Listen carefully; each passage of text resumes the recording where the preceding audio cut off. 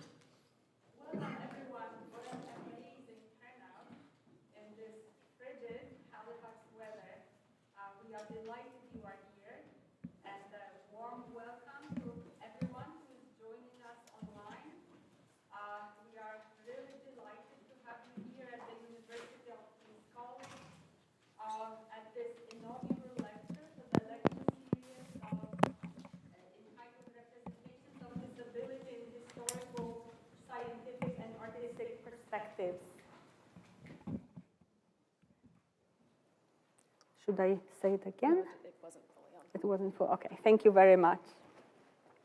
My name is Dorota Głowacka. I am a professor in Contemporary Studies program here at King's. I'm the co-organizer of this lecture series with my colleague and friend, Dr. Susan Dodd.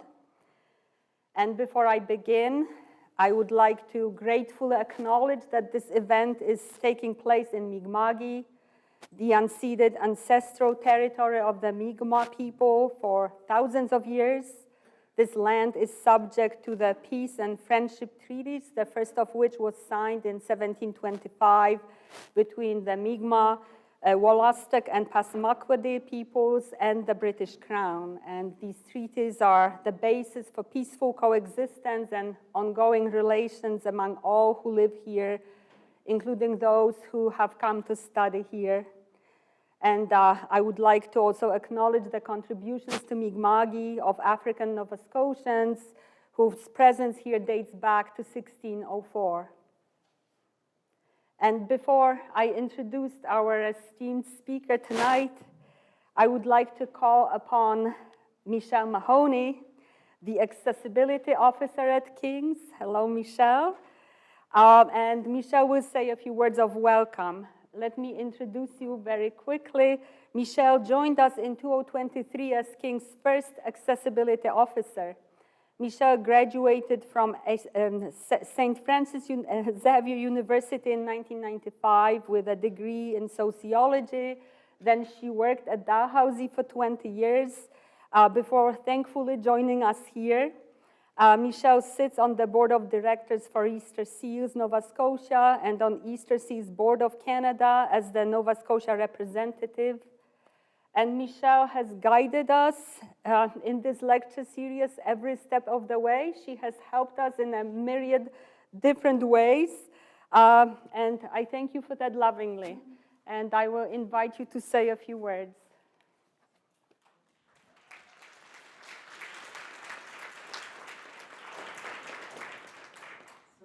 Really nice to meet you, Kenny. I'm so excited that you're here tonight. I'm so excited about the crowd of people. This is wonderful. Thank you so much for coming out on this coldest day of the year. You know, we are in Alumni Hall. We're doing lots of really great things here at King's to make things more accessible. And, you know, we can't do it all in a day. And, you know, we were able to get Kenny in the room.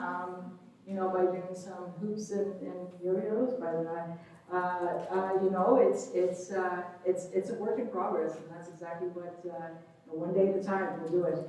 So I'd really like to welcome you all to the 2025 Disability Lecture Series here at King's. I am Michelle normally, and I am the accessibility officer.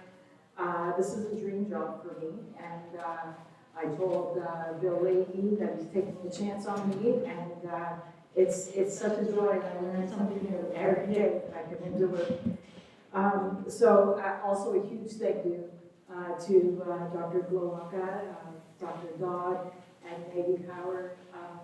Also, I would love to give a shout out to my student, Kelly. If you could just wave your arm there, Kelly. Kelly has been my gopher today, and so Kelly, thank you very much for everything, and Kelly's going to be on hand too if anybody needs places to go. So this event is about creating space for important conversations around disability through lectures and tutorials and an art showcase on April 1st, which I really hope you'll all come to as well. We are aiming to challenge stereotypes, highlight marginalized voices, and rethink what it means to live, work, and create with disabilities. Our work is inspired by progress in accessibility laws like Canada's 2019 Accessibility Act and Nova Scotia's 2017 Accessibility Act, which was the first in Atlantic Canada. Nova Scotia has the highest disability rate in the country. That is 37.9%, and that's from the Stats Can of 2022. These discussions are more important than ever. At King's, our accessibility plan is more than a document. It's a commitment to building an inclusive and equitable environment. Disability studies are key to this, helping us recognize barriers, rethink possibilities, and promote justice. Thank you so much for joining us tonight.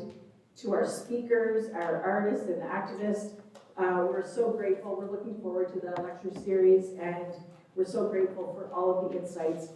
So together we can create a community that values diversity, respects differences, and works for equity. Let's engage, listen, and learn on this journey together. Thank you.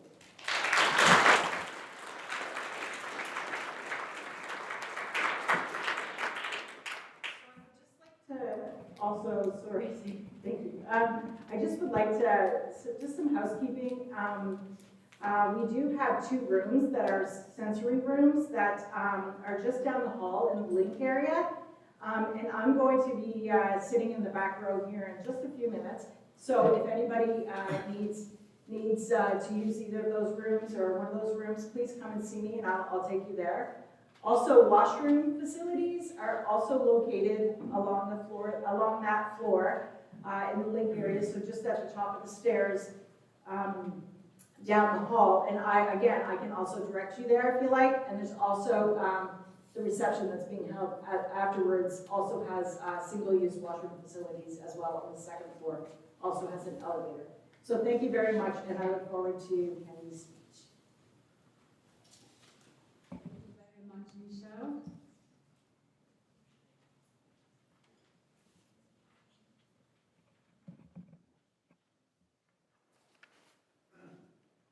And as Michelle mentioned, we will be discussing some very difficult topics today. Can be very disturbing and unsettling. So thank you, Michelle, for providing those rooms. Tonight's lecture, I can say, has been 7 years and 1 month in the making. It was in December 2017. It was, right? That's correct. I went to a conference, and it was a conference on Holocaust and sexuality. And it was held in the suburb of Berlin that is called Wannsee. And on January 20th, 1942, so anniversary was yesterday, that's where Nazi officials sealed the fate of European Jews by declaring the so-called final solution of European Jewry. So we were in Wannsee together, that's where we met, but even in like the most darkest places that are so burdened with horrific history, good things happen, because I met Kenny at that conference. So Holocaust history is my main research area. But since I met Kenny, I have never thought about the Holocaust in the same way.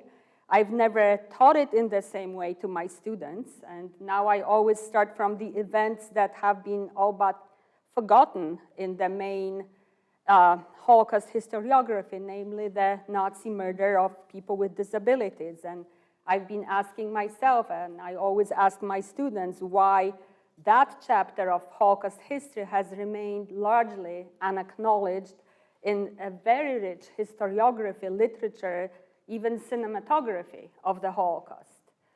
So in this lecture hall tonight, this historical amnesia is about to be changed.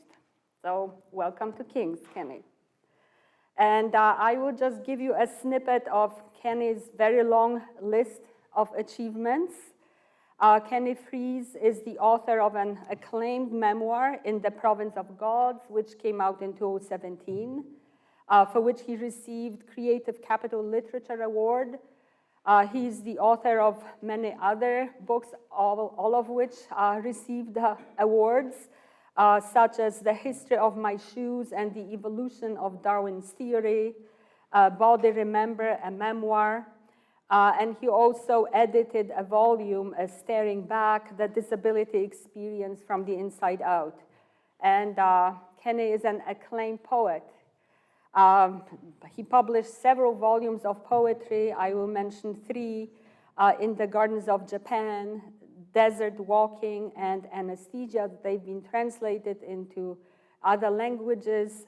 They are now being translated into Greek, you said, yes. Kenny is twice a Fulbright Scholar, a recipient of Rockefeller Foundation Arts and Literary Arts Fellowship, Creative Arts Fellow of the Japan and US Friendship Commission, the National Endowment for Arts, and he's been the recipient of numerous other grants and prestigious fellowships. So it's a very long list, but I'd like to mention one more thing. In 2022, Kenny curated the exhibit, Queering the Crip, Cripping the Queer, and that was at the Schwules, which is queer, museum in Berlin. And that was the first international exhibit on the intersections of queerness and disability, its history, activism, and culture.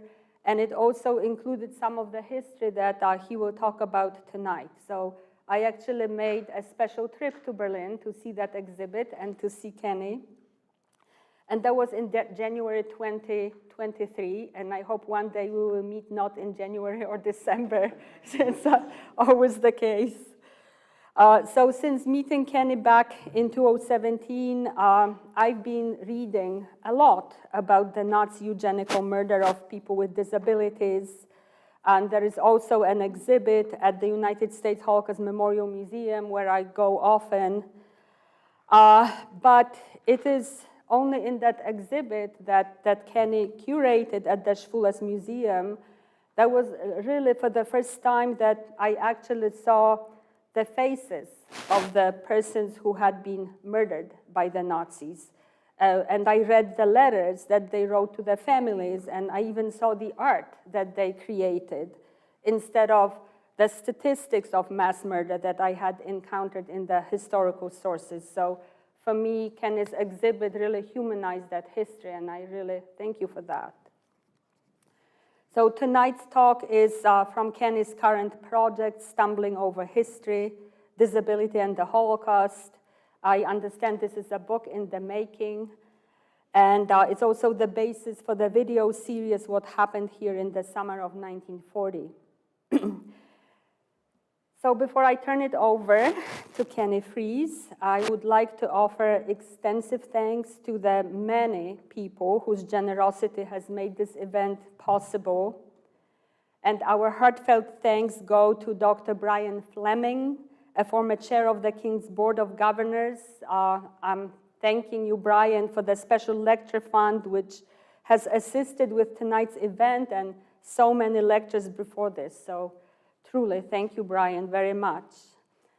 We are grateful to President William Leahy for his generosity in supporting this lecture. And after the lecture, President Leahy is inviting us to a reception. It will be in Peter Wilson room on the second floor, just upstairs. Please join us. I would also like to thank the Atlantic Jewish Council for partnering with us on this program. And this partnership is in honor of Raoul Wallenberg.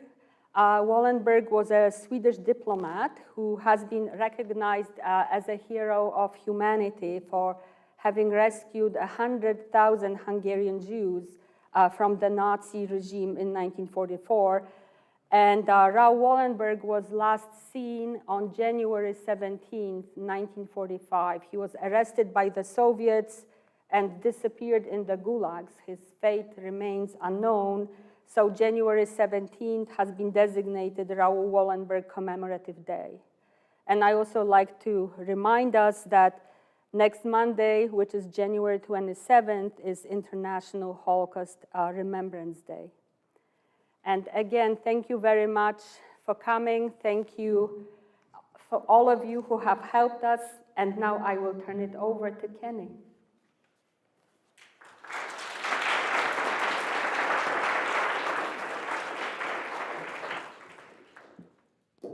Hello, thank you, Dorota. So now I do the magic trick of changing my glasses. So I can't see you, but I can hopefully see what's in front of me, but that's doubtful as I age. So basically tonight I'm going to read sections from my book in progress, 11 years so far, Stumbling Over History, Disability and the Holocaust. And then I'm going to pause between parts of it to play a very brief section of one of the 6 videos from what happened here in the summer of 1940, which I should say was supported by a digital grant from the Canada Council for the Arts when, during the pandemic, they wanted to keep artists working, so they had these small grants, and I used it to create that series, which, believe it or not, now has around a total of 114,000 views, and I didn't do a thing. It just happened on its own. So, okay, I'm gonna probably read 45 minutes, something like that. As you probably know, the material is difficult, but life is difficult, so we just muddle through it, right? So this is the prologue called To Bridge the Silence. My wanting to live in Berlin surprised me. Growing up, I was afraid of Germany, a fear instilled by my Jewish family. When I told my father I was going to Berlin, he asked, "Will they let you in?" I came to Berlin to research the lives of those with disabilities who grew up in what was East Germany. I wanted to see if the different social structures of what was a divided country had led to different lives for people with disabilities on either side of the divide. Would sharing a common culture while living under different political structures lead to different outcomes in the lives of disabled Germans?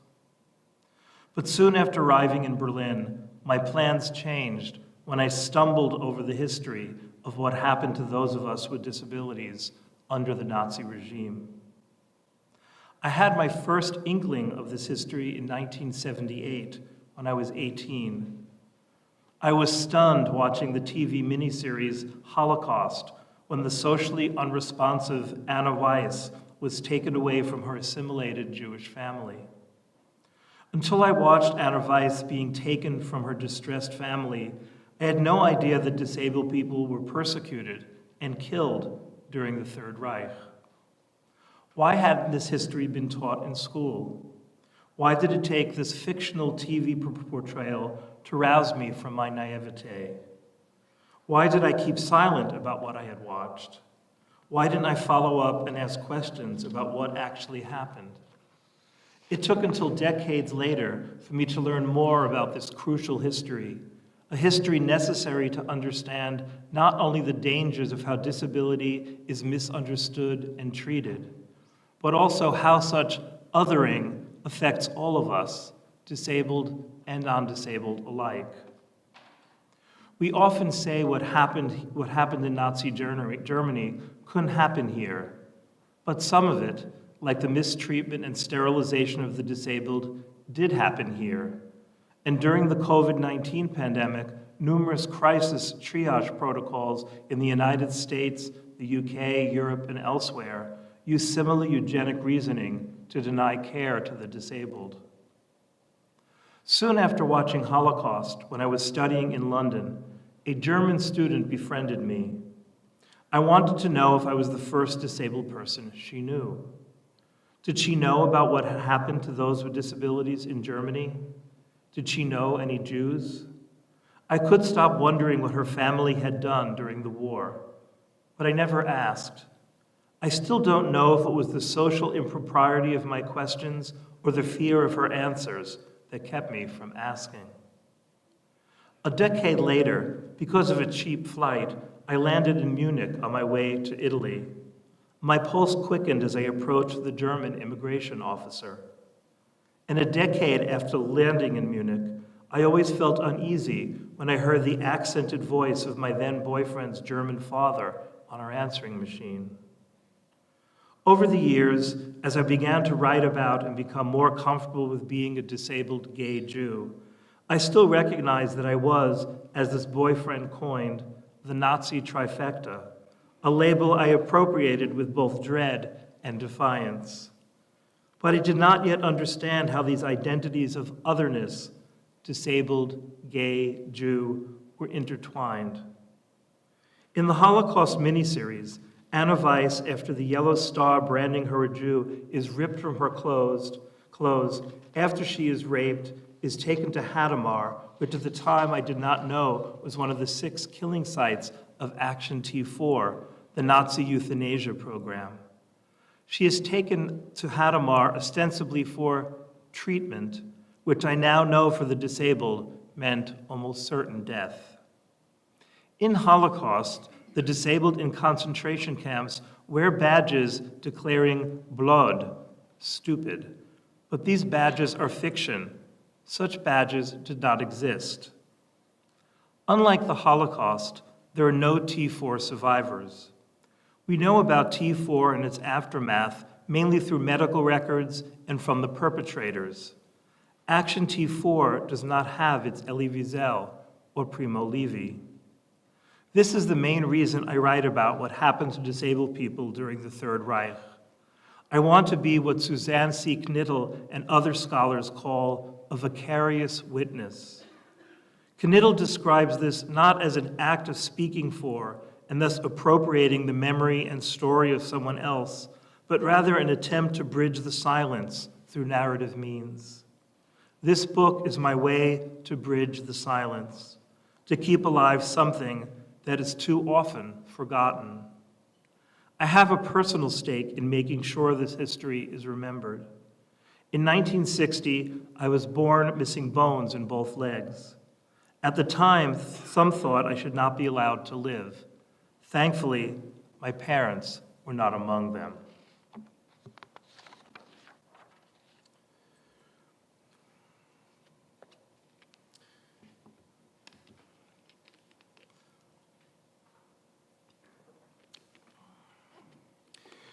I think what I'm going to do is, well, we'll see. I'll continue on and then maybe cut a little bit later.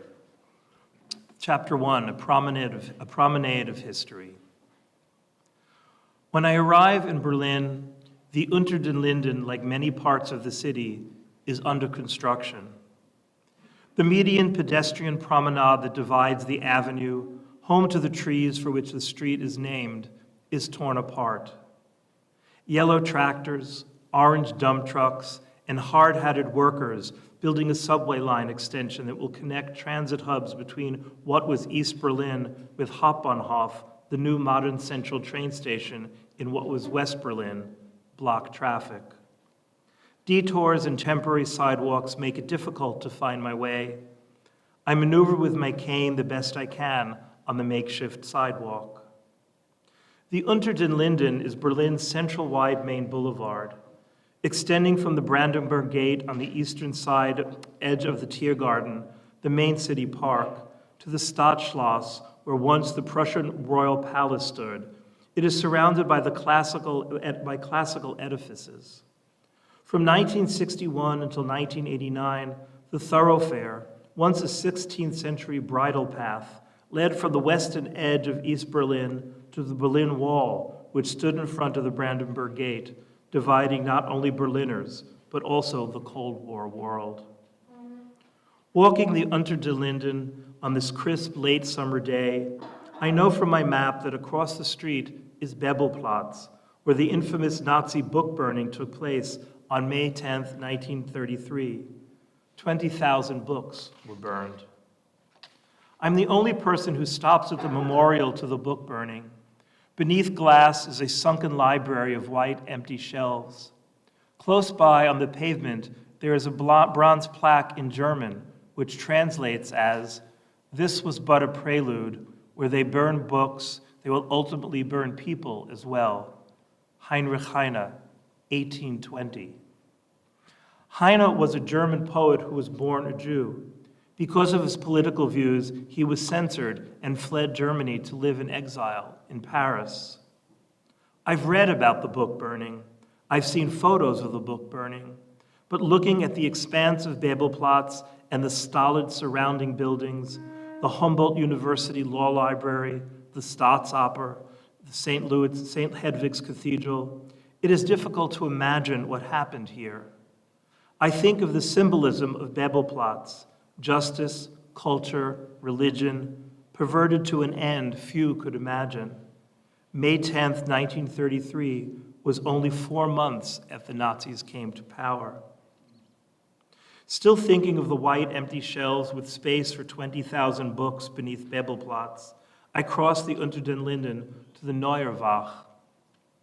Originally designed in 1813 as a guardhouse for the troops of the Crown Prince of Prussia, since 1931, the Neuerwacht has been a war memorial. First, it sheltered an oak wreath displayed on a black marble plinth under the oculus. After World War II, the East German government transformed the Neuerwacht into a remembrance for the victims of fascism and militarism. In 1969, for the 20th anniversary of the GDR, the government transformed the memorial, replacing the oak wreath with an eternal flame beneath which lay the remains of an unknown soldier and a nameless concentration camp victim. After reunification in 1993, the Neuerwacht was once again rededicated as the central memorial for the victims of war and dictatorship. An enlarged version of Kathy Kollwitz's sculpture, Mother with Her Dead Son, was placed under the oculus. Kollwitz's sculpture, an early 20th century update of a Pietà, stops me in the entrance.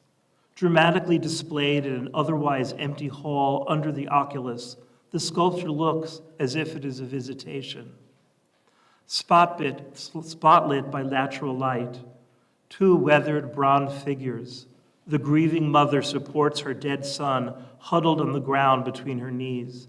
Achieve an eternal balance of life and death, of life supporting death. A resonant grief is imparted in the gesture of the mother's droopily bent right hand, covering her mouth as her left hand holds the ends of her dead son's skeletal fingers.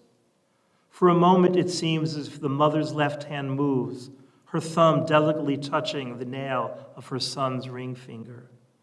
The son's head arcs upward toward his mother with a look that could be either the first or last gaze of life. Here, the sculpture seems to expand, to echo in the space. Though as silent as the stark book-burning memorial, the Kollwitz sculpture moves me. The book-burning memorial kept me at a symbolic distance. This contrast is emphasized because the white, empty shelves are protected by glass, whereas you can walk around the Kollwitz sculpture, experience it in its 3 dimensions. Or is this because the book-burning memorial is a warning rather than an expression of unimaginable grief? According to my guidebook, the sculpture's exposure to the rain and snow symbolizes the suffering of civilians during World War II. But to me, it doesn't seem a symbol, but a true depiction of how grief is impermeable, even to the elements. Leaving the Neue Wache, I ask myself, will my experience of such memorials change or fluctuate as I become accustomed to living in Berlin side by side with such dark history and its constructed remembrance? On yet another makeshift sidewalk, I reach the wide grass of the Lustgarten. I notice what looks like poster-strewn columns. Assuming the posters convey information about upcoming cultural events, I move closer to these 6 round columns, which could, if they had windows, be newspaper kiosks. On each white poster is a large black calligraphic X and Diversity Destroyed, Berlin 1933 to 1945, a city remembers. I've arrived in Berlin 80 years after the Nazi took power, 75 years after Kristallnacht, the pogrom named after the glass from the broken windows of ransacked Jewish businesses whose debris lined city streets throughout Germany.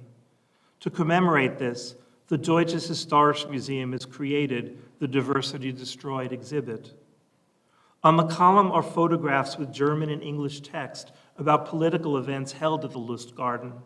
Karl Liebknecht's 1918 proclamation of the German Socialist Free Republic, 1933's last demonstration of the Social Democrats, and Goebbels' speech preaching the boycott of Jewish businesses, the 1935 swearing in of new military recruits, the 1938 patriotic celebration of the Anschluss, Germany's annexation of Austria.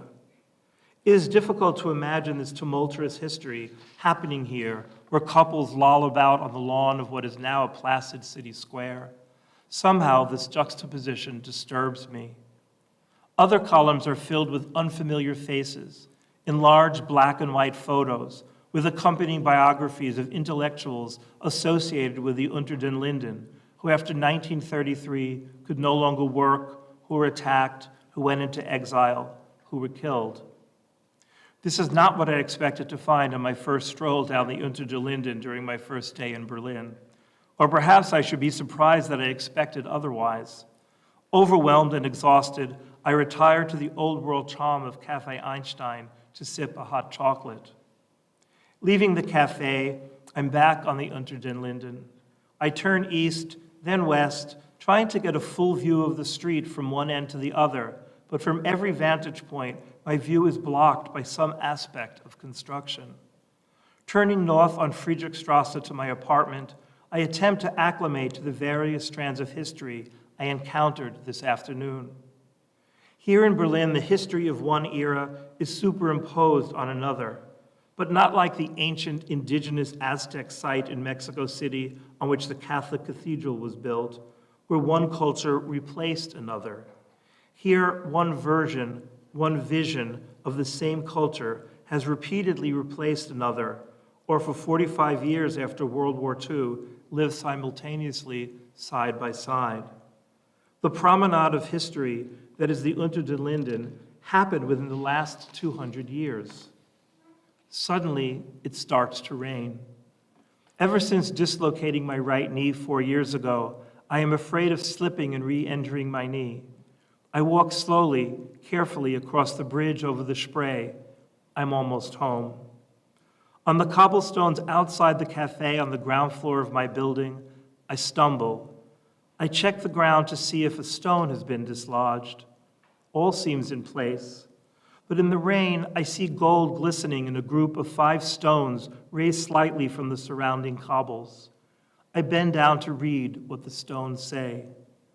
As soon as I read the name, Max Kessler, on the first stone, I realize what caused me to stumble. Right in front of the building where I'll be living in Berlin are 5 Stolpersteine, stumbling stones, each a miniature memorial to someone killed by the Nazis. Each Stolperstein looks like a tiny gravesite. Quickly, I write down the names, places, and dates from each stone. Max Kessler, born 1882, deported 9/12/1942, murdered in Auschwitz. Philip Kessler, born 1918, deported 9/12/1942, murdered in Auschwitz. Rosalie Kessler, formerly Sommerfeld, born 1889, deported 9/12/1942, murdered in Auschwitz. Max Sommerfeld, born 1885, deported to Riga 27/11/1941, murdered 30/11/1941. Johanna Schöneberg, formerly Ostreich, born 1895, deported 3/1/1943, murdered in Auschwitz. As I write all this down, I begin to wonder, why was Max Sommerfeld, who I assume was Rosalie Kessler's brother, deported before his sister? What happened in the intervening year between his deportation and that of the rest of the family? Was Johanna Schöneberg related to the Kesslers? I want to know about their lives on Friedrichstrasse, where I now live. I clear some small debris that has fallen on the Stolperstein and wonder how many step on the stones without knowing upon what they have trod. I have forgotten that I'm standing in the rain.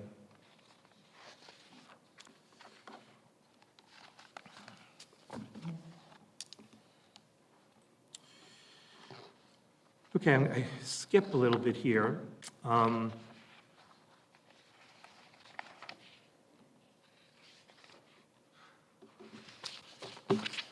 This is chapter 3 from the chapter, it's excerpted. The children responds to friendly encouragement with a smile. This is what I first learned about the beginning of Aktion T4.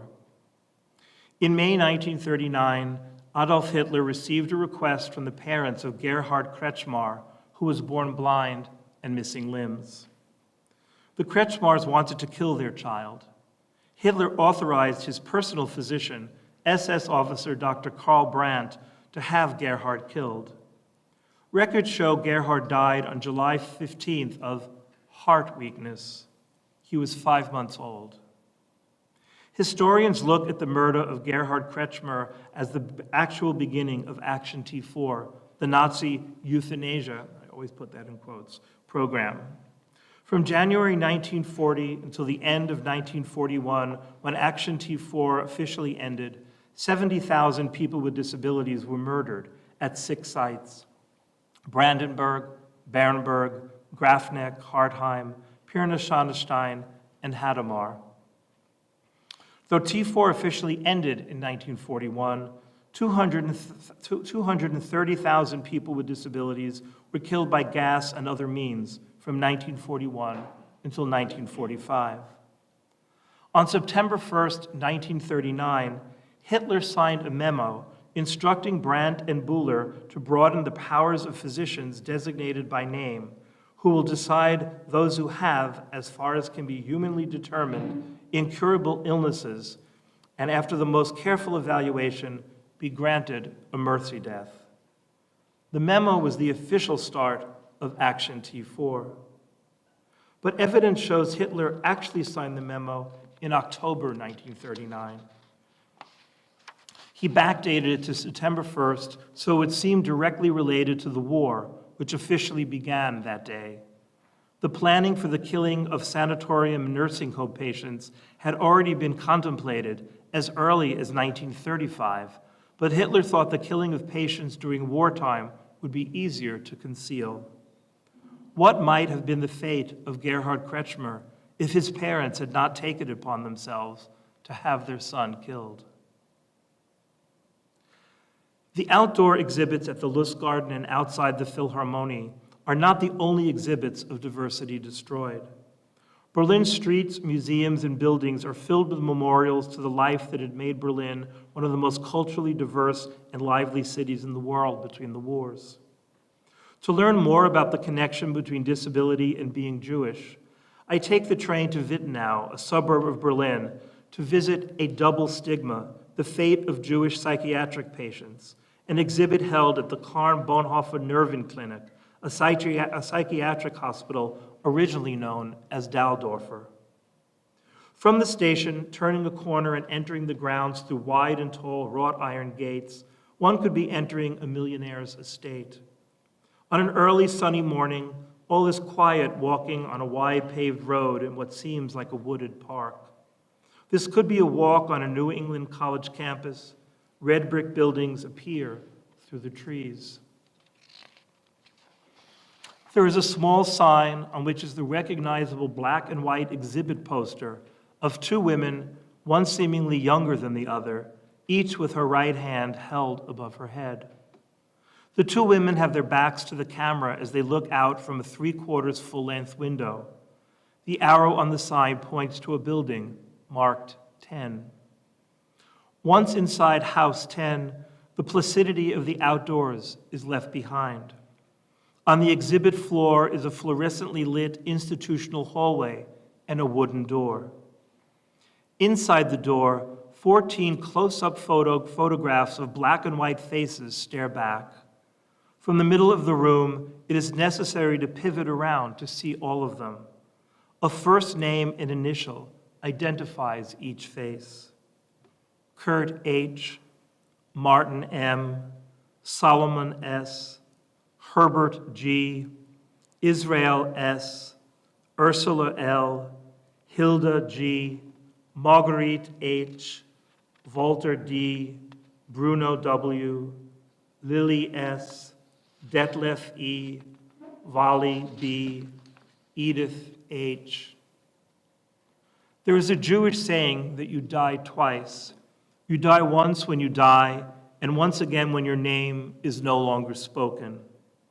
Most disabled victims, like Anna L. at the temporary exhibit outside the Philharmonie, and the 14 Jewish patients here in Wittenau, are not identified by their full names. The shame and stigma of families that had a relative with a disability relegates most victims to be identified not as a whole person, but as a case study in a medical text. From room to room, the exhibit takes the visitor through the history of mental health treatment in Germany. Yes, the exhibit relates to its title of how Jewish psychiatric patients were doubly stigmatized by being separated from other patients, denied pastoral care, cared for not at the expense of the Reich, but by Jewish organizations. Jewish patients were singled out for early extermination. By December 1942, the destruction of the Jewish patient population at Wittenau was complete. But the exhibit also shows the killing of the disabled in Nazi Germany was an all too logical progression of how mental health patients had been treated in the years before 1933, making clear the step taken in Aktion T4 was not an aberration, but rather a continuance of an effort begun in the 19th century to figure out what to do with those deemed unworthy of life by the norms of mental hygiene.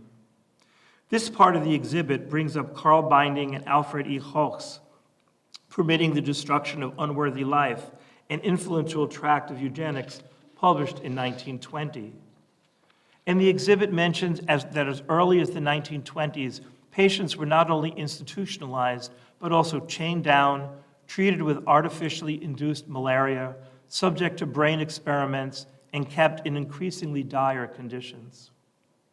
The window in the last room of the exhibit is the same window where the two women in the exhibit poster, right hands held high over their heads, once stood, reminding us that the Karl Bonhoeffer Nervenklinik, where these two unidentified women were killed, is still a psychiatric hospital today.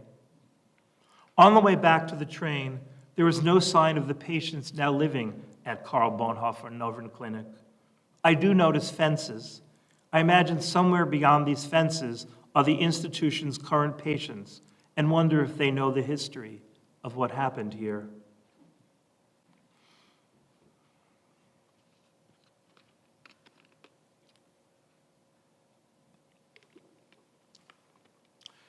Before the Diversity Destroyed exhibit closes, I return to Wittenau, this time to the Heimat Museum Reinickendorf. I am the only visitor at an exhibit called The Child Responds to Friendly Encouragement with a Smile. Even before the start of Aktion T4, on August 18, 1939, only 3 weeks after Gerhard Kretschmer was killed, Dr. Karl Brandt and Philipp Buhler, chief of the Chancellery of the Fuhrer, began the system for registering children with disabilities. Doctors were required to register children up to 3 years old who had mental and physical disabilities. with the Reich Committee for the Scientific Registering of Serious Hereditary and Congenital Illnesses, a panel of expert pediatricians, psychiatrists, and jurists. The committee was the central office that recorded and organized child euthanasia.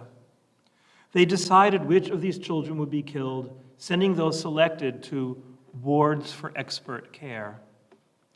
Wiesengrund housed the psychiatric wards of the Municipal Hospital for Children. The building housing the Heimat Museum Rhein-Eckendorf was once part of Wiesengrund. In the exhibit, there is a small glass display case. The display is colorful and neatly arranged. 6 small faded cardboard boxes, a yellow square with thin red letters, a rectangular yellow box with thicker red letters beneath an arc design, a thin off-white rectangle with red letters surrounded by a blue step design, a thicker light orange box with red letters, a larger yellow rectangle with brown letters surrounded by a diamond pattern, and a brown and orange square with yellow script letters. These could be the seductive old boxes of candy in a retro store or product design exhibit. Thin letters on the labels read, luminol natrium, morphine scopolamine, morphine hydrochloric, veronal, sterile ampullenfüllung von morphine hydrochloric, cardiazol. Despite these appearances, these are not candy boxes.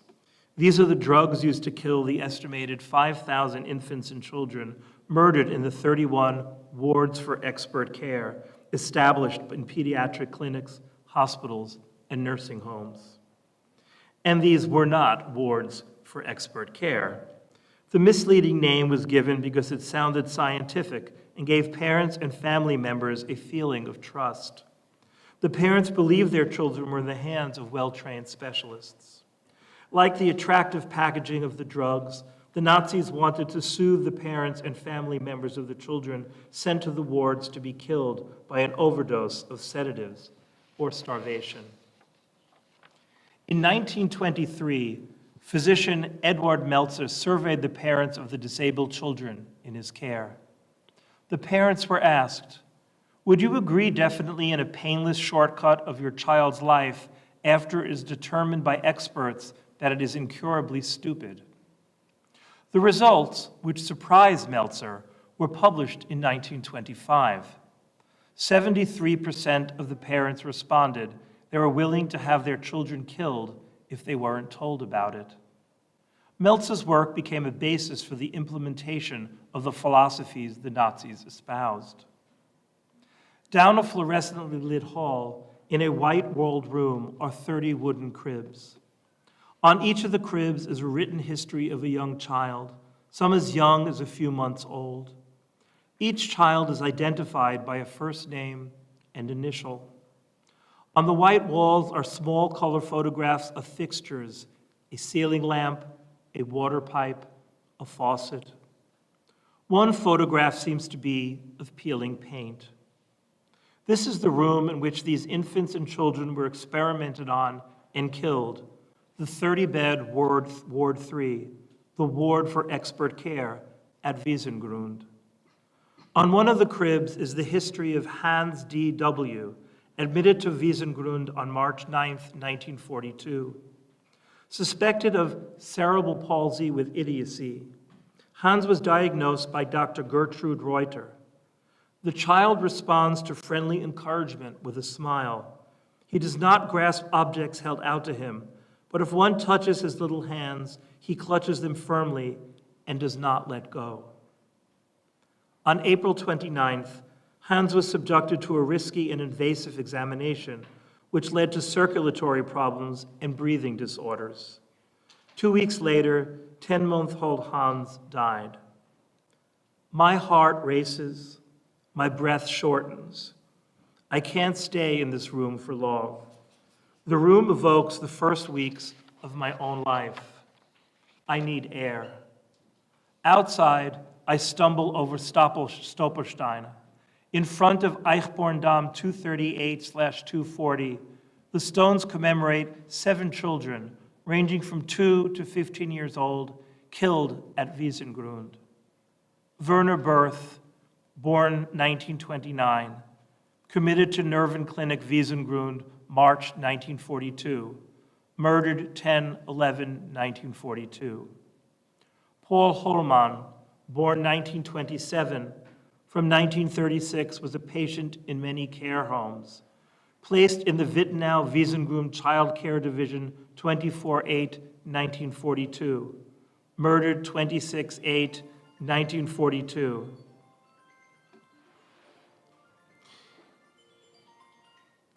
Erich Kobrepka, born 1941, murdered 4/5/1943 at the Nervenklinik Wiesengrund. Manfred Roglin, born 1941, murdered 27/2/1943 at the Nervenklinik Wiesengrund. Sigrid Roland, born 1941, murdered 21/7/1943 at the Nervenklinik Wiesengrund. Dagmar Ulrich, born 1941, murdered 10/1/1943 at the Nervenklinik Wiesengrund.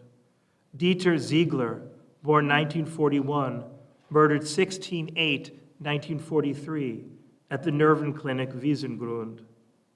Most Stapelstein are placed where Jews once lived, but here in front of Eichborn-Damm 238/240, the memorialized are not Jews.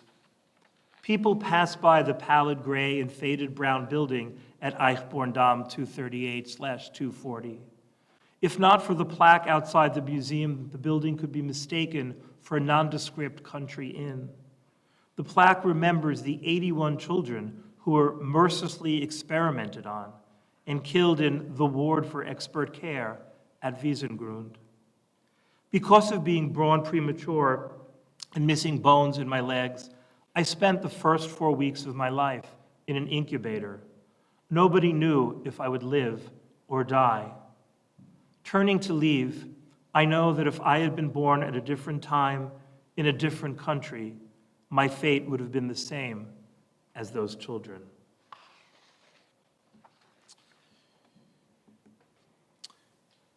Play the video, and then I probably will come to it, and I won't get to read the Poland stuff. It's too much. So this is the beginning of the first. What happened here in the summer of 1940? What happened here in the summer of 1940? 1. Brandenburg on der Havel, the behavior of the delinquents. Was geschah hier in Sommer 1940?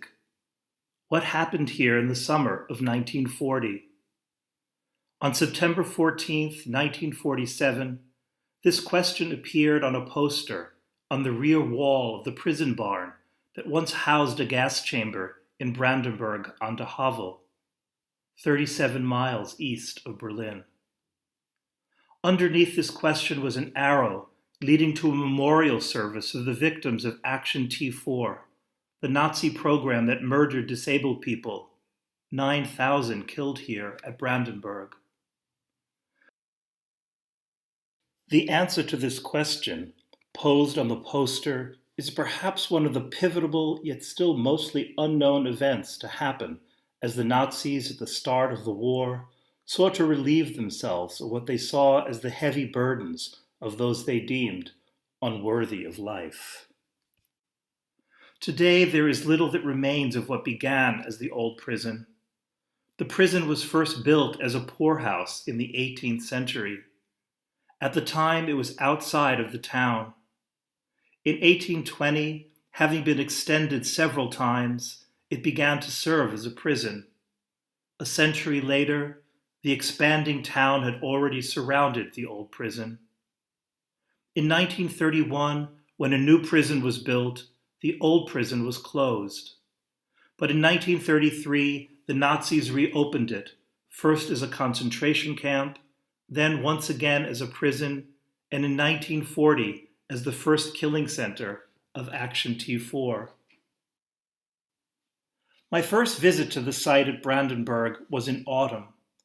The site is now embedded in the activities of the town: trams and buses, stores, a bank, a cafe.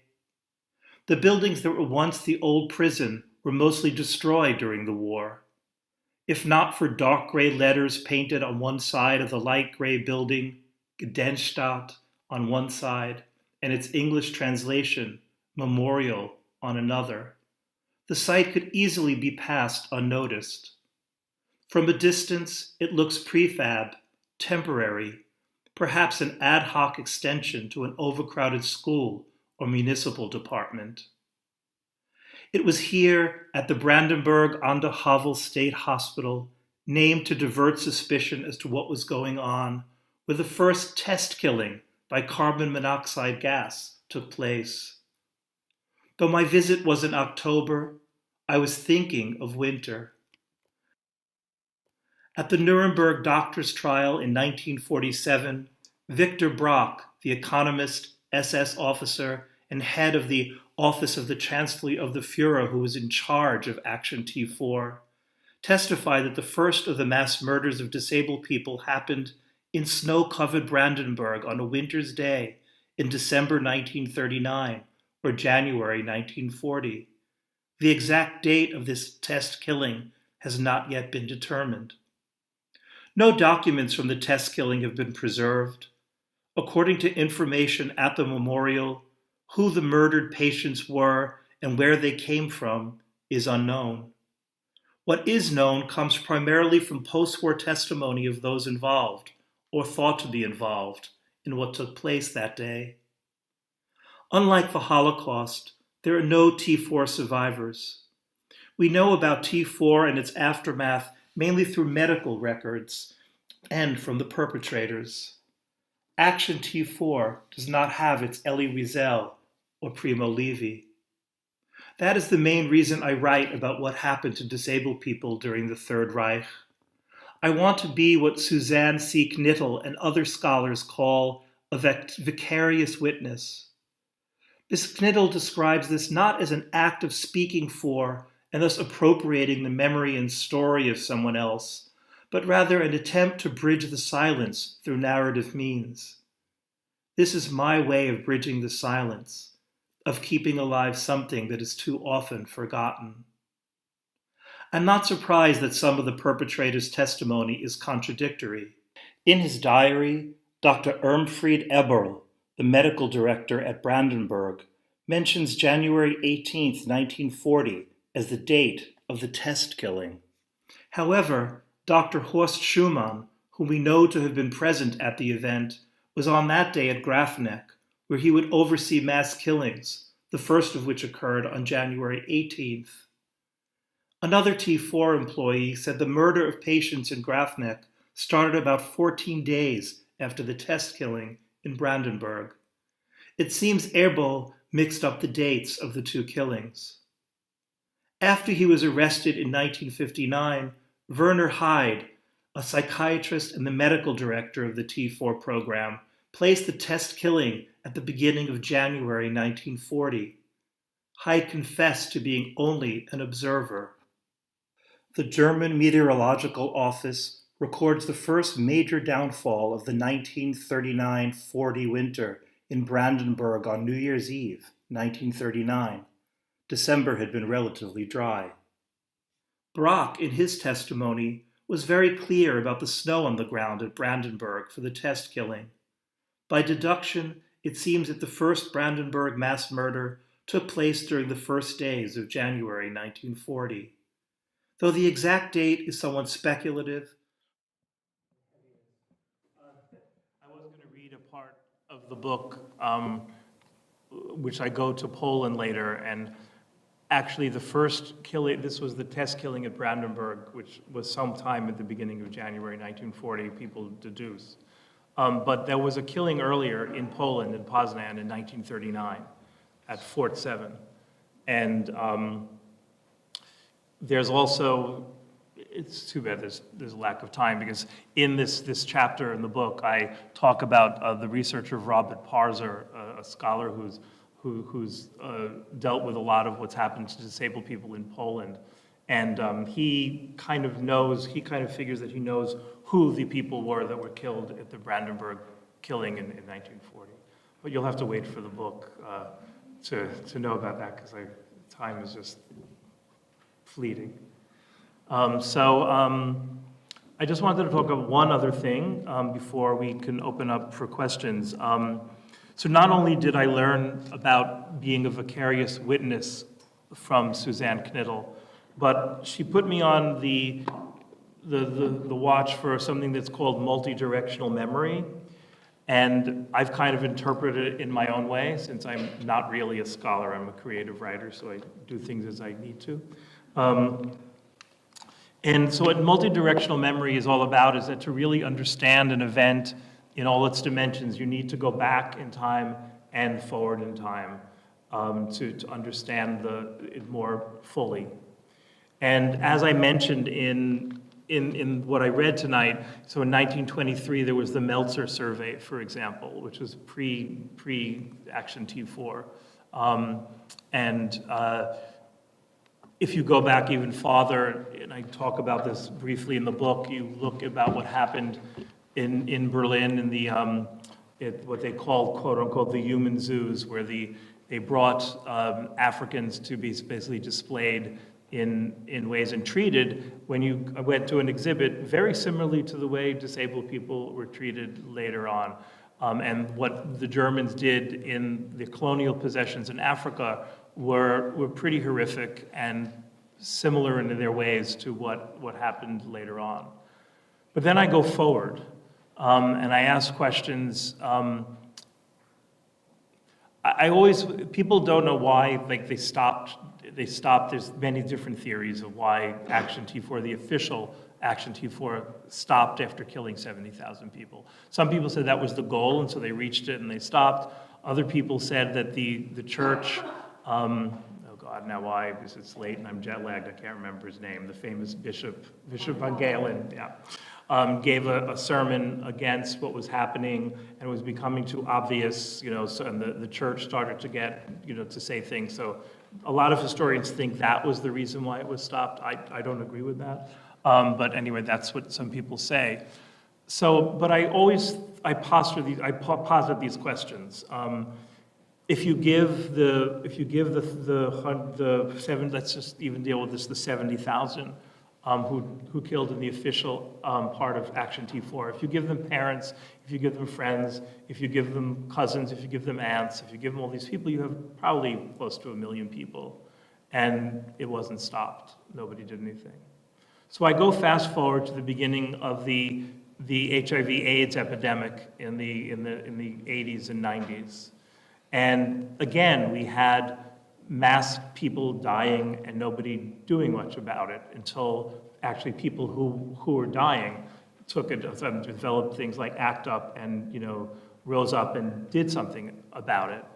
But again, if you gave the people who were dying of HIV/AIDS at the time, before medications were life-saving, if you have access to them, if you give them parents and cousins and friends and aunts and uncles, again, you have millions of people, and yet nobody did anything. It took the people that were actually dying to do something about it. And then we look closer to home. We look at COVID, what happened during the COVID pandemic, and specifically what happened in nursing homes and institutions, where a lot of the deaths happened. Were there any mass movements to protest that elderly people or people with disabilities or people that lived in institutions were basically dying because of COVID? No. So you see that there's a pattern here. So I use this whole idea of looking at going before and going after multi-directional memory to look at what's underneath all this. What can make it not happen again? Because just most people, COVID is over. It's not over. There's people that are still stuck in their houses because whether it's immune compromised or for whatever reason, and people don't care. They just want to go back to what they quote unquote normal life. Wearing a mask is such a heavy burden for people, right? And we also now have a turn in, I I was just visiting with the great disability rights activist Catherine Frazee, who lives around an hour and a half from here. And I went to see her last night, and you know, they've been fighting, you know, MAID, I always forget what it is, medical aid in dying, that you now have in Canada, which is becoming more and more dangerous to disabled people as this quote-unquote safeguards don't really exist. They say they do, but they really don't. And in the UK, they just passed, Parliament passed the law about assisted suicide. It's basically become a thing about, well, if somebody wants to die, it's about an individual's liberty. So these things are still happening, and they're still going on. And eugenics really raised its ugly face again during COVID. And for those who thought it was over, it's always been there. But it's when I did a collaboration with the multidisciplinary artist Perel called Life Unworthy of Life, and the un is in parentheses. We had to do because of COVID, we couldn't go to Chicago to do the actual show, so we did a video version. You can find it on my YouTube channel. And we spoke with 11 Chicago-based disability activists, scholars, artists, reverends, all these people, asked them about when they learned about T4. And what came out of this conversation in this 30-minute video was what at first we called the shadow of eugenics. And I looked at Perel and I said, no, it's more like the guillotine of eugenics. It's still here. The triage protocols, which I can go into. I have an audio text called How Disability Can Save Your Life, which you could also find online.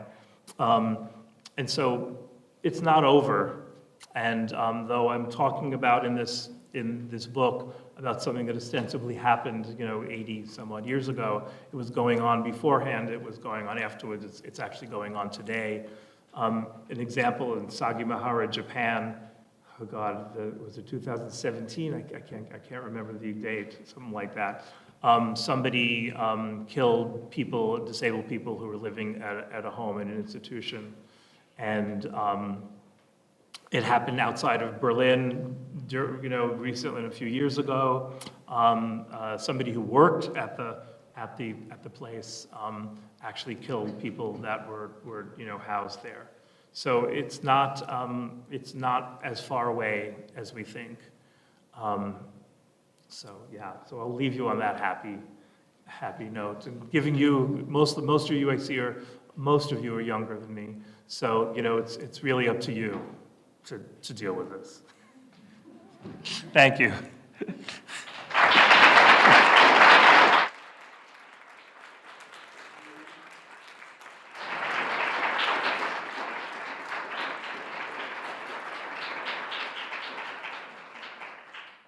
Thank you very much, Kenny.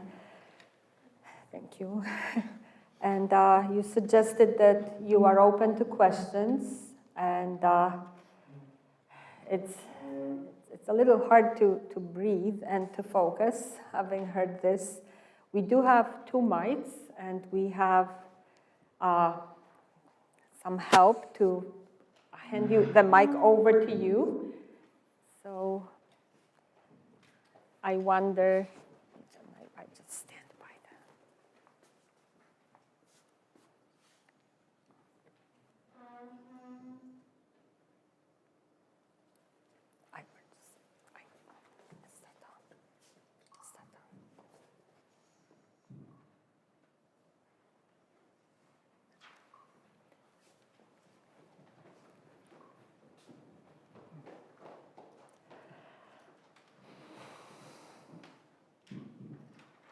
Thanks, Ken, very much for that. My question has to do with the kind of the continuities that you see from before the Holocaust to during the Holocaust to a kind of eugenics mindset.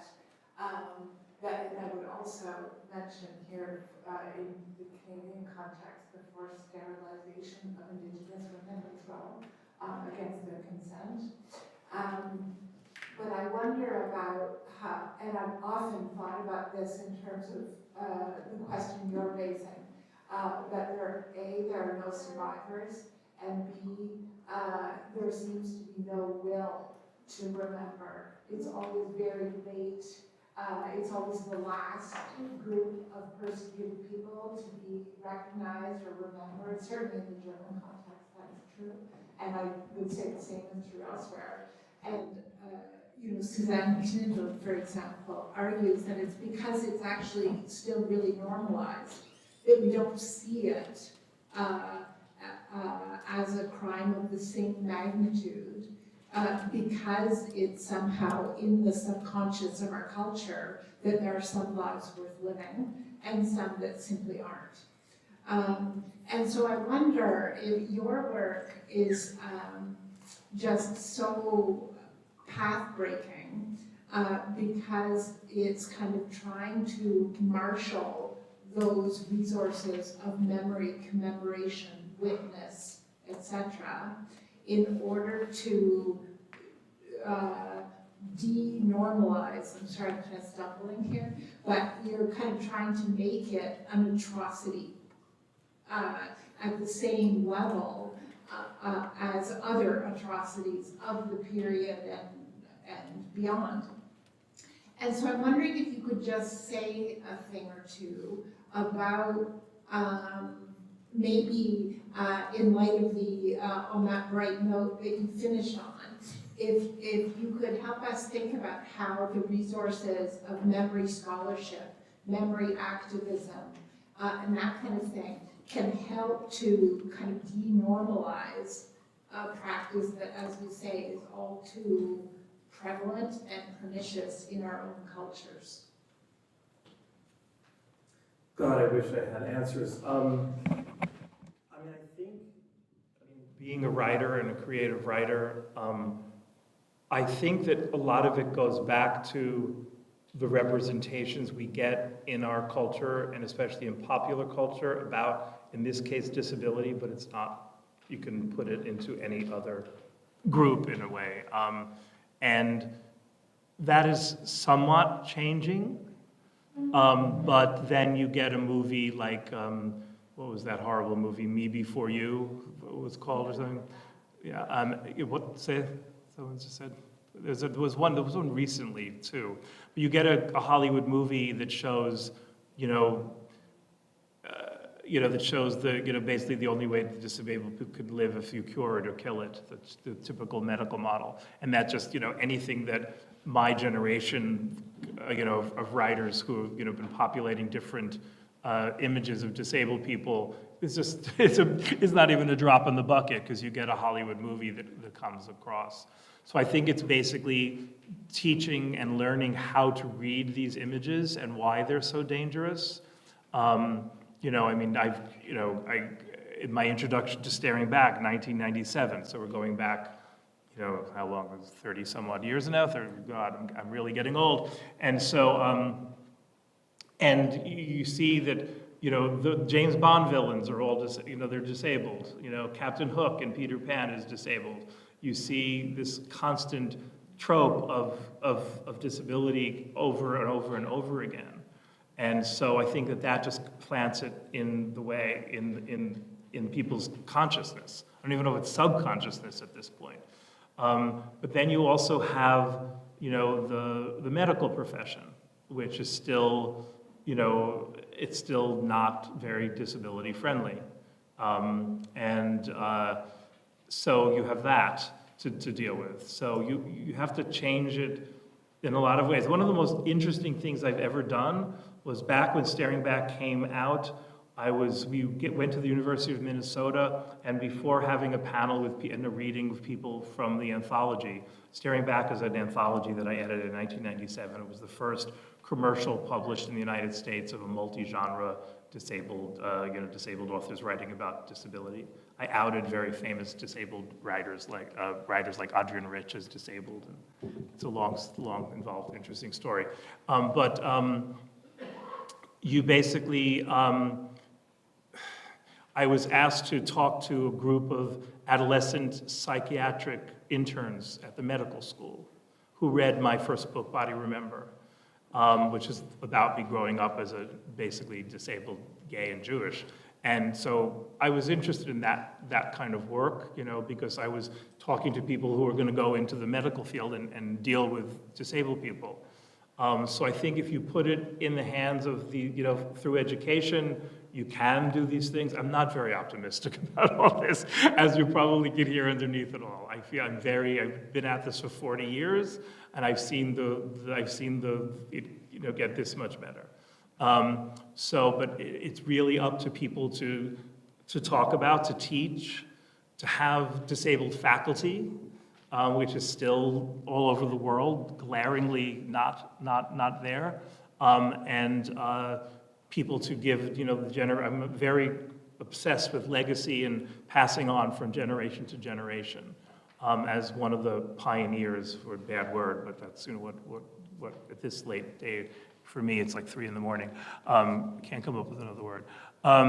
So I don't know if this answers your question, but it's put on. I've told the younger, like Perel is younger than I am, and I always tell Perel like passing the torch. It's really, there's not much more that I feel I can do, it's been very difficult with this material. So I had two excerpts were published in the New York Times. Around the 80th anniversary, I wanted to do a piece, and I sent it to somebody through a contact at a very reputable place, and the response was, why would we want to print something about that nobody remembers? I could tell story after story about people's response, editors and publishing world's response to the book, but we won't go there. So yeah, it's really not up to me anymore, I feel. I mean, Canada's a very strange place because your laws are really bad. Your disability laws really have no teeth. I mean, when we lived in Ontario, they were building buildings and they didn't have to deal with it, even though there was a law, because it wasn't taking effect till 2025. So all these buildings were being built that were not accessible. You know, you don't have a federal law here. I mean, in the States they do. It's problematic, the American with Disabilities Act, but it's there. There are laws in Germany, but they have no teeth to them. So it's, you know, but I've noticed something because I've done a lot of work in Japan. I've done work in Germany now. I've lived in Canada. You know, I'm originally from the U.S. All the cultures have a defining story around disability. In Japan, there's a very famous case where a woman in Yokohama murdered her disabled daughter, and she was convicted but given no penalty because of the duress of having to raise a disabled child. There's a famous case here, and I can't remember the name. We talked about. Yes, the Latimer decision here. In Germany, I talk about it briefly in my book. In 1980, there's something called the Frankfurt case, where a group of, you're gonna love this one, a group of travelers went to some resort, something, you know, and they happened to encounter a group of disabled people there, and they sued to get their money back because why should they be there with disabled people? And the court found, you know, yes, they were owed reparations. It was a very big galvanizing moment for the disability rights movement in Germany. So there's always these foundational stories in almost every culture where you have the disvaluing of disabled lives. And this is what happens. Yeah, so. Can we have the mic here?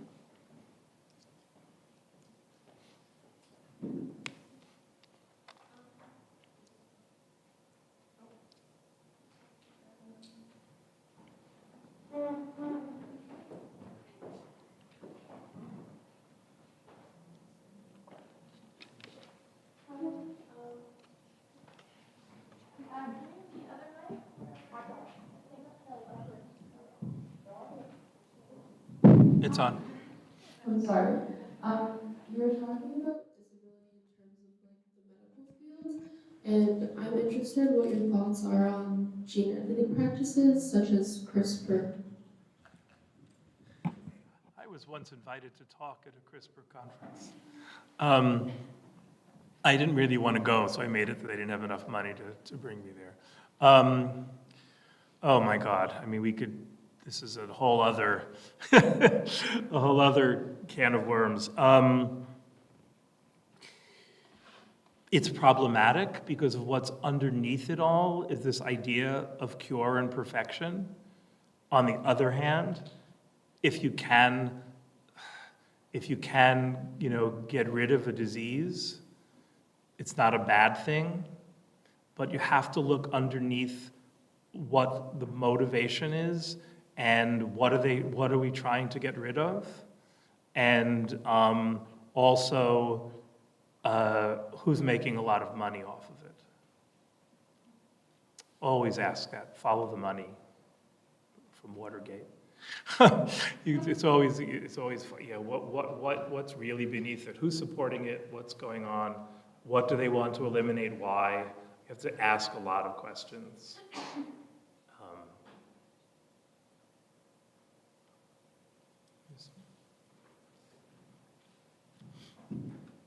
you very much for the lecture. Is there any evidence of the German pharmaceutical industry benefiting from the awful research that took place in the camps? And if there is, how was that managed after the war? I don't know. Dorota might know more than I do about this. Do you know anything? Could you ask again so Dorota might be able to? Is there any evidence of German pharmaceutical companies benefiting from some of the awful research that took place in camps? And if there is, how was that managed after the war? So maybe I will pass it over to Gordon McHewitt. We are like passing the ball. There's always somebody who knows. Yeah. You can think of IG from carbon. Yeah. Your aspirin. Yes, there's deep involved with what we have. Yeah, it's a whole hour. How they got away with it is another story. I mean, to make it more current than that research is, of course, Germany with thalidomide, Contergan there, was used.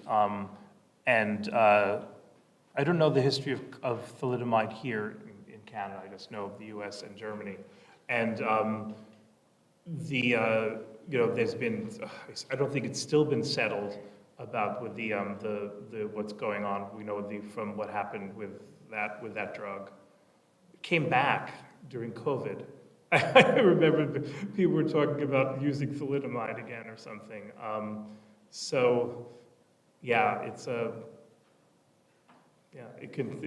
a long history.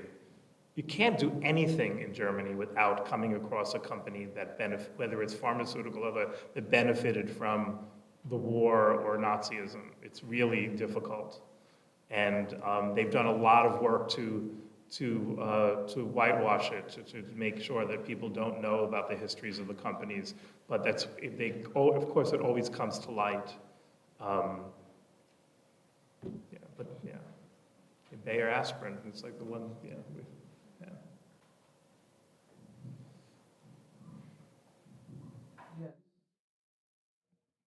Based on an offhand comment you made at the end, but I was interested to see what your perspective on medical assistance in death done correctly would be. Because I think there are definitely cases in which someone is like 80 years old, they're at the end of their life, and they want that, and it makes sense to me. But there's also really disturbing cases of like a healthcare practitioner being like, hey, this is an option. So how would you ethically go about having a lawsuit in that? I'm really, really, really, really against this at all. Until the world has rid itself of these unconscious or conscious feelings about disabled people, it should not be legal and it should not happen. Period. No ifs, ands, or buts. It's not about the 80-year-old who wants to kill them, to die. They can, go to Switzerland. If they can't do it, go fund me and find a way to go. It's so prevalent. My mentor in disability rights, Marilyn Golden, who died a few years ago, was very much involved in the anti-assisted suicide, or what we want to call it, against the laws that were starting to happen in the States. And she lived in California, and they eventually did pass some sort of a law.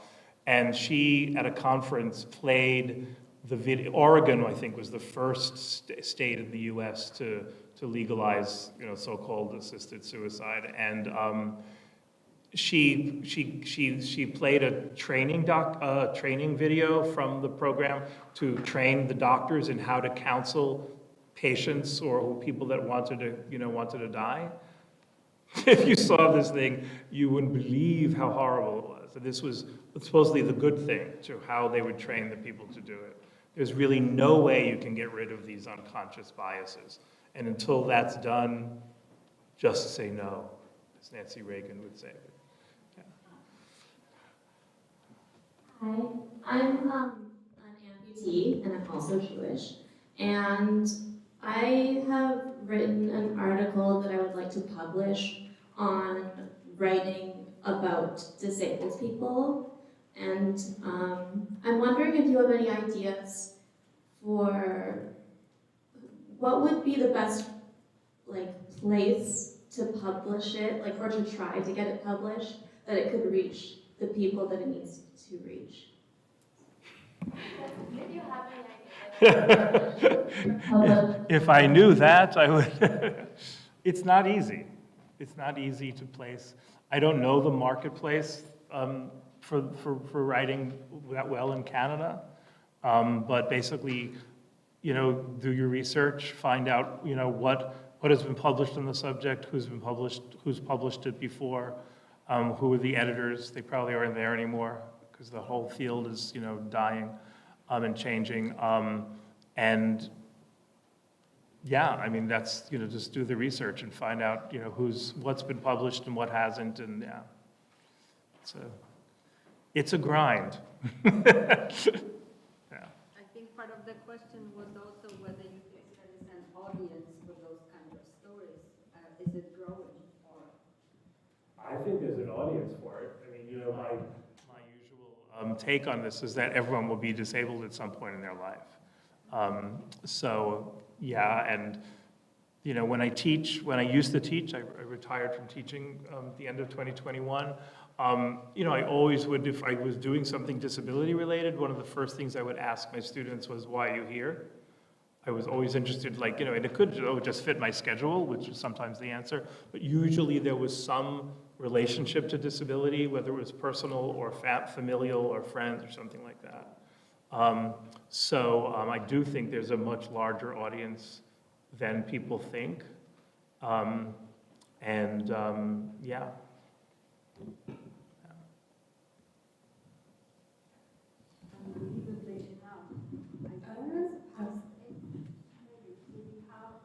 Another, we have, Kenny, how do you feel? 3 more? Okay. I was just wondering if you could speak on the idea of being a vicarious witness, or bridging some sort of silence if you're a family member or partner has a disability, but they cannot talk or express for them from their side, their story, and what you, a sibling, or what that would be and not phrase that well, but connecting those two things. So I just want to know if I understand your question. So you're asking that to tell the story of somebody else that you know, or yeah. My brother has cerebral palsy and is quadriplegic and nonverbal, and just in terms of speaking from my own experience, I think is there, room for that, or not necessarily. Well, first you would need their consent, whether they want their story told. And then you'd have to be very creative in finding a way for them to tell their story to you, so you can tell it in a way that might be more, accessible to people, is my guess. Yeah. I'm the mother of a disabled child, so are you saying there room for your story too? I guess so, yeah. For you mean your story and your relationship with her? There is, but there's a lot of danger. The danger is in the same question I asked about who benefits, is what is the reason behind it, who's benefiting from the telling of the story. What is your part of the story to tell that's not, that's not their story? Those are not easy. I mean, I taught creative writing for 27 years. It's not easy. So yeah, those are the things I would say. And look very, very deeply into what is your own motivation to tell that story, and see if they're, I don't know what word to use, valid or whatever. Yeah.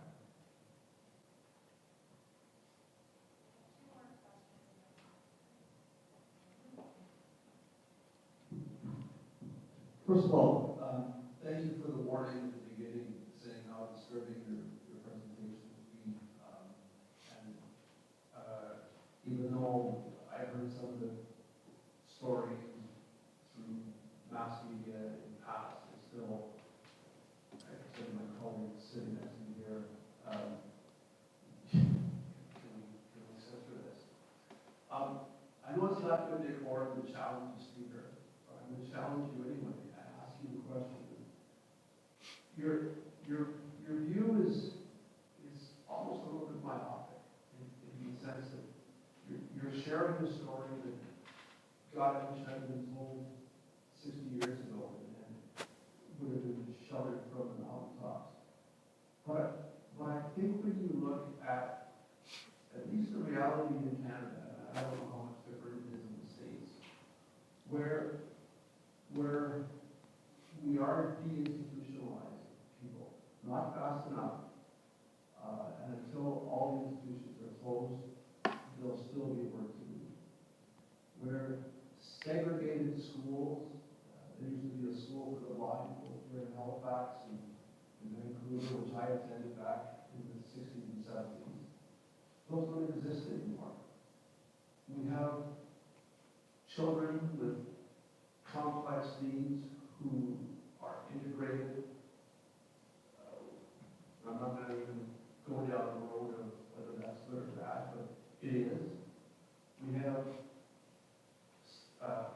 infrastructure, public infrastructure that is becoming more accessible. Still have a long way to go. So I just would like you to comment, if you could, on the fact that we've made some progress. We are making progress, and how that juxtaposes to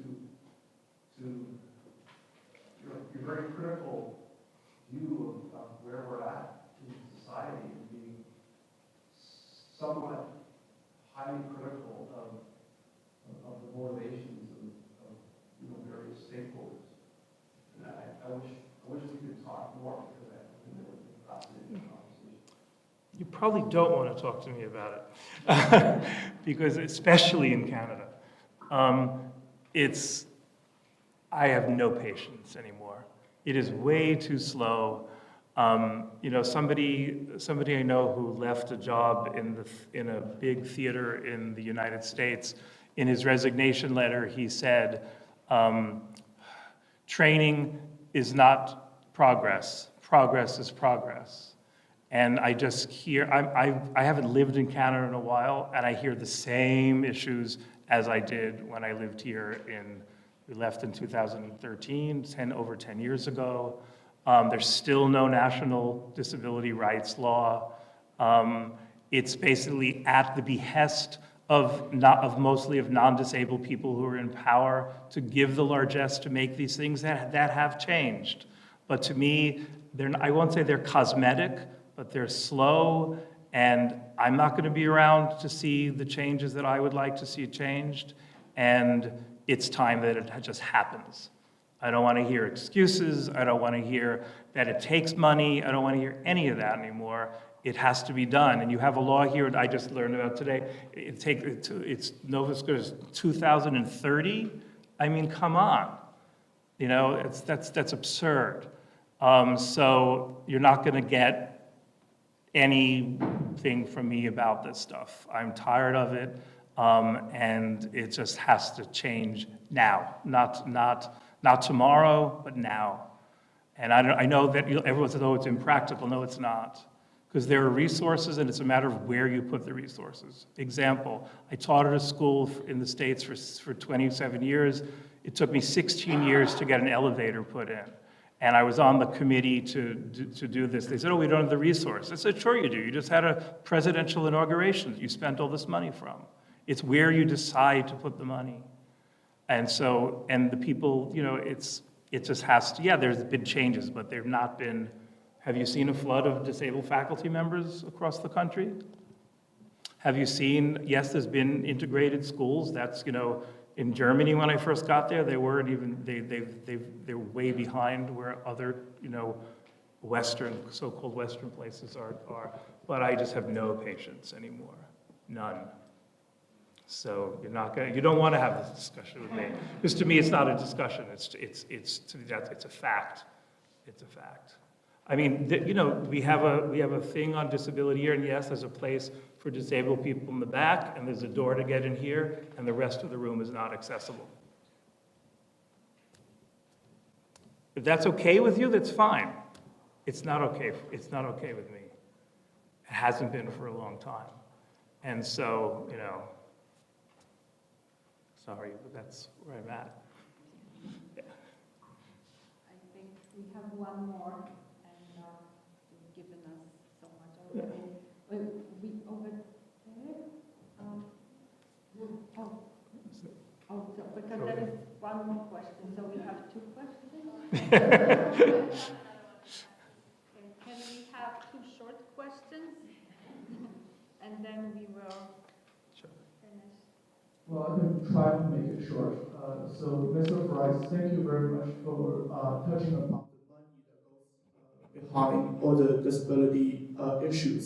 So, my question is the progress we have been made in terms of inclusion of the disability in our society. To what degree it is an advancement of the let's say the availability of physical resources such as medication, food, transportation, technology, economy, and to what degree it is a progress that we made in terms of moral education. Because when it comes to humanity, I'm very pessimistic. So, like in a hypothetical scenario, let's say if there's a disaster that has destroyed our way of producing the commodities we are able to access nowadays, is this society still going to be as inclusive and friendly towards people with disability just because we are more educated, we are more enlightened, we are becoming more morally better people? Or would you say we will go back to a state of, like, you know, pre-World War II, Nazi Germany kind of situation? I'm not sure I understand what your question is. But what I'm saying is, to what degree that this society has becoming more inclusive towards people with disability is due to the advancement in economy, due to the advancement in all the physical resources that we have? Or is it more because, like, we are being educated of, like, the morality of the inclusion? I don't know if that's makes sense. I don't know the answer. I mean, you'd have to ask the people that make the decisions whether they're doing it, what they, you know, if they've been, you know, out of a moral change or out of a, you know, that they're, you know, I think that, yeah, I don't know. I don't know. I'm not quite sure what you're asking. So, do you get it at all? I may have misunderstood, but what I understood is that we talked about infrastructure, we talk about not enough money, but what about like societal attitudes, a kind of moral, you know, moral milieu and generally kind of ethical perceptions, which are, you know, inseparable from putting money where the money should be. Yeah. So That's it, what yeah, I'm okay, asking. exact, thank you. Yeah, I think they are inseparable. And, you know, I think one doesn't happen without the other, and the other doesn't happen without, they're just intertwined. Though you have to be careful because a lot of people throw money at a situation in the wrong way. It's usually given without the people who are giving the money are usually not disabled and don't have the power. So it's usually misallocated or used in a way that's not, not worth it in a lot of ways. I can give you many examples of that. Yeah. Thank you, Mr. Price. Yeah. Thank you. And one last question.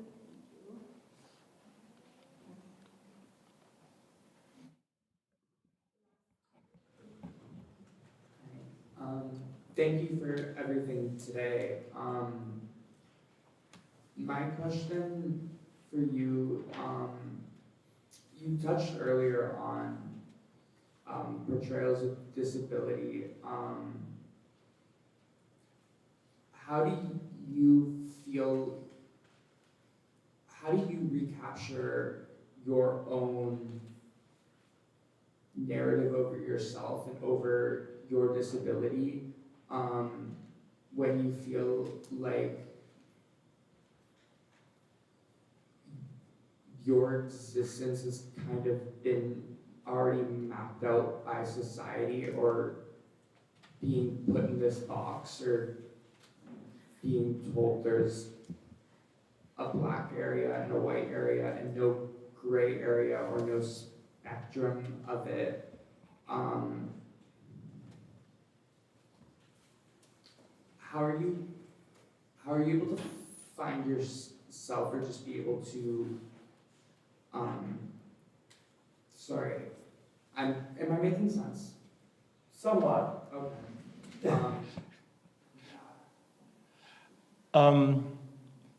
Are you asking how I am able to reclaim my narrative when all this other junk is going around? Yeah, how are you able to fight back against these negative narratives that on disability that influence others?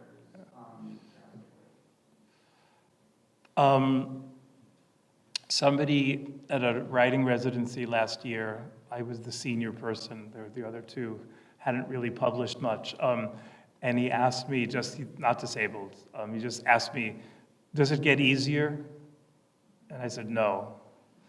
I actually find it more difficult now than I did when I was younger, even though I have the experience, the quote-unquote prestige, the grants, the et cetera, and so forth. And there are some times where I just don't want to do it anymore. I'll be honest, I just don't want to do it anymore. I've come to the point where it's just, I've done it for so long, I just don't want to do it anymore. But I've never had a lack of confidence in what I can do on the page. It's just something I just have always had. So throughout the myriad of my horrible experiences in the publishing world, I've always kept that. It's not my issue, it's really their issue. And so I'm able to keep that, and I'm very clear on what I want to say and what I want to tell. I mean, I could tell many stories about the genesis of this book and people's opinions, et cetera, and so forth. But when I want to do something, I set my mind to it and I get it done. And that's just something I don't know where it came from. But I've always had that. Though I must tell you, it's become more difficult as I've gotten older. It does. So your grit is beyond that level. Hmm? Your grit is beyond that level. Yeah. Yeah. You should have seen me when I was your age. I think you have created a powerful counter-narrative. There's no doubt about that. There is an opportunity to maybe chat one-on-one. We do have a reception, which is on the second floor. There is an elevator and 2 staircases on both sides. So I hope you all join us, or most of you join us for a kind of conversations afterwards. And before we do so, this was just such a tremendously, unbelievably important event today. I hope all of you who are here in person and online will continue joining us for the other events. There is a poster up here. We are circulating it. Our next event is on February the 4th at 7 p.m. in the same room by Dr. Elizabeth Bearden, who is an early modern studies scholar of disability, and she will talk about Crip touches across time or getting in touch with disability in the Renaissance. So please come back. And I'd like to just thank you from the bottom of my heart, Kenny. Thank you for coming all the way from Berlin. This is absolutely incredible. Thank you so much.